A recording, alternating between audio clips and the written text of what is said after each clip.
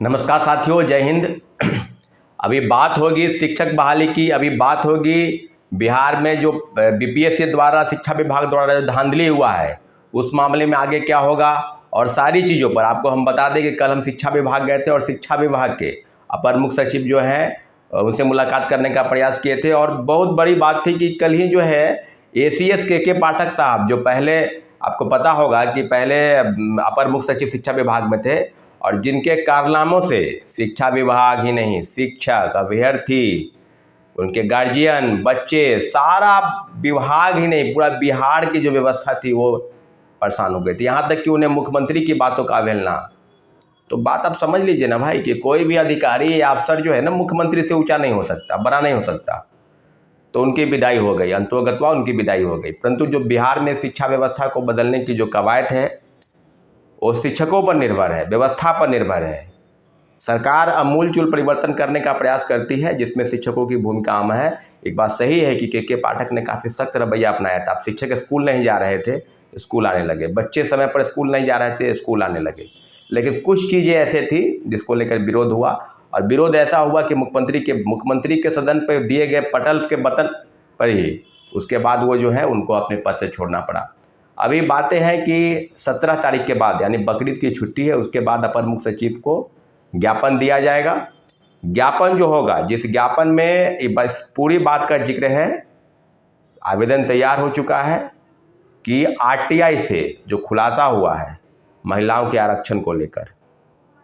दूसरी प्रमुख बात कि जो फर्जीवाड़ा चल रहा है, और फर्जीवाड़ा का जो डाटा है, कोई जिला बाकी नहीं है जहां सब फर्जीवाड़ा का लिस्ट नहीं निकला है। कई जिले बाकी हैं, उनका भी निकाला जाएगा।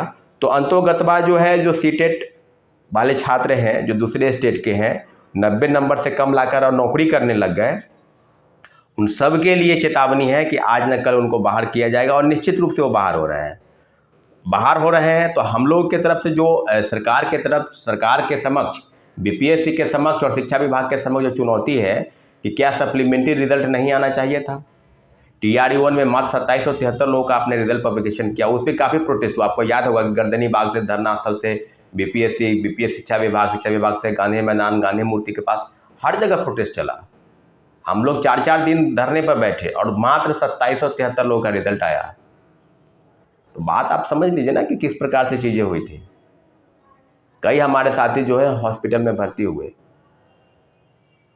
आज विडंबना है, घोर विडंबना है कि TRE-2 में भी 14,700 पदों की सूची शिक्षा विभाग से भेजी गई थी, और पद तो खाली है, पोस्ट तो वैकेंट है।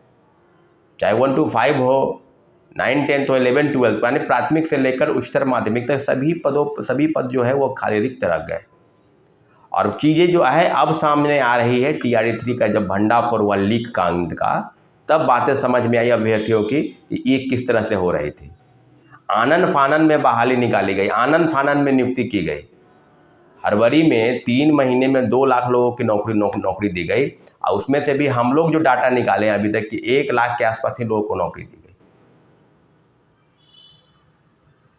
28,800 नियोजित शिक्षक है पहले फेज में TRE-1 में, दूसरे में 11,700। ये सरकार का आंकड़ा, ये बीपीएससी का आंकड़ा है।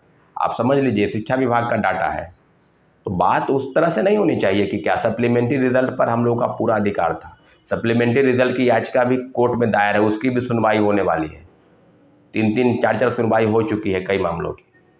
उर्दू वाले शिक्षकों की सुनवाई हो चुकी है। दिव्यांगता के साथ अब जो आरटीआई से खुलासा हुआ है कि सारा जो सीट है, 4% आरक्षण बिहार के मूल कोटि के हमारे भाई बहन को मिलना चाहिए, दिव्यांग अभ्यर्थियों को उसका लाभ उसको नहीं मिला, किसी दूसरे स्टेट के लोगों को मिला नौकरी, उसमें भी फर्जीवाड़ा हुआ।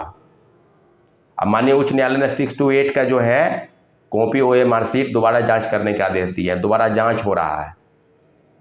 गेस्ट फैकल्टी को दिया गया है कि या TRE-3 में फॉर्म अप्लाई करना है, उसकी भी फॉर्म भरने की जो तिथि है वो फॉर्म फिलअप करना है। अब बता रहे हैं कि 19 जुलाई से एग्जामिनेशन कंडक्ट कराएंगे। जो बीपीएससी आर्थिक अपराध इकाई के बातों का जवाब नहीं दे रही है, वो परीक्षा कराने के लिए तैयारी कर रही है। इसलिए साथियों, बहुत ही छात्रों अभ्यर्थियों के साथ जो अवहेलना हुआ, और खासकर शिक्षक अभ्यर्थियों के साथ बड़े पैमाने पर फर्जीवाड़ा हुआ, और उसका जो कोई दोषी है तो दोषी है बीपीएससी का पूर्व चेयरमैन। अभी तक उनको कटघरे में नहीं लाया गया है। और एसीएस के पाठक अब तो चले गए, विदा हो गए शिक्षा विभाग से। लेकिन एक बात जरूर है कि आने वाले समय में अतुल प्रसाद जी से पूछताछ जरूर होनी चाहिए और होगी, क्योंकि आपके रहते हुए शिक्षा माफियाओं के हाथ में प्रश्न पत्र चेक कैसे चलेगा? बिना QR कोड लगे हुए प्रश्न पत्र उनके पास मुहैया हुए। बीपीएससी ने 3-3 नोटिस भेजा है, बीपीएससी को 3-3 नोटिस आर्थिक अपराधिकारी ने भेजा है। तो इकोनॉमिक ऑफेंस यूनिट की जो बातें हैं वो बिल्कुल अब इस तरह से नहीं है कि आप बातों को बिल्कुल घुमा के रख देंगे, छात्रवृत्ति नहीं समझेंगे, तो कैसे भरोसा कर ले भाई? TRE-1 TRE-2 में तो बड़े पैमाने में फर्जीवाड़ा का खेल हुआ। आज बैठक है, बैठक जो है हमारे साथी अमित विक्रम भाई बुलाए हैं बैठक में आप लोग जाइए, आगे जो भी रणनीति होगी आगे उस पर बातचीत होगा। बैठक मौर्या होटल के बगल में पटना यूथ क्लब है, उसमें बैठक है, आप वहाँ पर जाइए। 11 बजे से बैठक बुलाई गई है और 17 तारीख के बाद आवेदन हम तैयार किए हुए हैं। आवेदन जाकर देंगे SCA को और दूसरी BPSC को देंगे। लगभग हर जगह आवेदन, 4-5 जगह आवेदन जो है, उसके बाद प्रोटेस्ट होगी। प्रोटेस्ट जरूर होगा क्योंकि RTI से खुलासा हुआ है, महिलाओं को आरक्षण नहीं मिला है। 35% आरक्षण बिहार के महिलाओं को मिलना चाहिए, उस आरक्षण का लाभ उनको नहीं मिला। 17 हज़ार में से 10,000 नौकरी दूसरे स्टेट के लोगों को मिल गया। बिहार सरकार का दिल कितना बड़ा है आप इसी से समझ लीजिए। तो साथियों, घबराने की ज़रूरत नहीं है। 1-to-1 फर्जीवाड़ा जो हुआ है वो बाहर हो रहा है, आज न कल जरूर बाहर होगा। लेकिन एक बात जरूर है कि छठे चरण में जो बहाल हो गए 70,000 लोग अभी तक जो है फर्जीवाड़ा करके नियुक्त हो गए हैं और नौकरी कर रहे हैं। और जब माननीय उच्च न्यायालय जब प्रश्न पूछती है तो जवाब आता है कि फोल्डर गायब हो गया, तो फाइलें जल गई। एक बार आग भी लगा था सचिवालय में, आपको याद होगा, कई फाइलें उसमें जल गई थी। तो ये तो आम बात हो गया है कि अब भरोसा के लायक तो कोई व्यवस्था बची नहीं है जहाँ पर शिक्षक अभ्यर्थी हो या छात्र हो या नौजवान हो या बेरोजगार हो, वो भरोसा कर ले किसी भी एजेंसी पर कि वो परीक्षा कंडक्ट ठीक ढंग से करा लेती है। इसलिए पूरी तहकीकात हो जाए तब TRE-3 की परीक्षा हो और पूरे मामलों पर घमासान हो, सप्लीमेंट्री रिजल्ट निकलना चाहिए। इस बात पर हम लोग काफ़ी, डोमिसाइल जो है सबसे बड़ा जो मुद्दा है वो डोमिसाइल TRE-3 में लागू होना चाहिए था और तभी परीक्षा हो, क्योंकि बिहार के लोग, नौकरी पर बिहार के लोगों का अधिकार है। और आपने इतना बड़ा दिल कर दिया कि किसी दूसरे स्टेट के लोगों को नौकरी दिया, जो कहीं से भी उचित नहीं था, लेकिन आपने ऐसा किया। और इस राज्य के मुख्यमंत्री और उप मुख्यमंत्री दोनों इसके लिए दोषी है, जिम्मेवार है। और बड़े पैमाने पर फर्जीवाड़ा हुआ, फर्जीवाड़ा करके आप लोगों को बाहर कर रहे हैं। उसकी जगह पर सप्लीमेंट्री रिजल्ट तो नहीं आ रहा है, रिवाइज रिजल्ट तो नहीं आ रहा है, महिलाओं को आरक्षण क्या मिला आप देख ही रहे हैं। तो दिव्यांगता प्रमाण पत्र के आधार पर लोग शामिल हो गए, डोमिसाइल फर्जीवाड़ा तरीके से बनाकर सर्टिफिकेट आवासीय वो शामिल हो गए। उनको तो आप बाहर कर रहे हैं, लेकिन बाहर करने का क्या रास्ता है? इसलिए साथियों, बहुत ही घोर निराशा है छात्रों अभ्यर्थियों में। बैठक जब भी बुलाई जाएगी, प्रोटेस्ट जब भी बुलाया जाएगा, 17 तारीख के बाद श्योर बुलाया जाएगा। आवेदन जो है तैयार है, आवेदन 17 तारीख के बाद देंगे, उसके बाद प्रोटेस्ट होगा। लेकिन उसके पहले आज बैठक है, बैठक में आप लोग जाइए, ठीक है। हमारे चैनल को आपने सब्सक्राइब नहीं किया तो प्लीज़ सब्सक्राइब कर दे। 1-to-1 सारा डाटा कलेक्ट हो गया है, आप समझ लीजिए।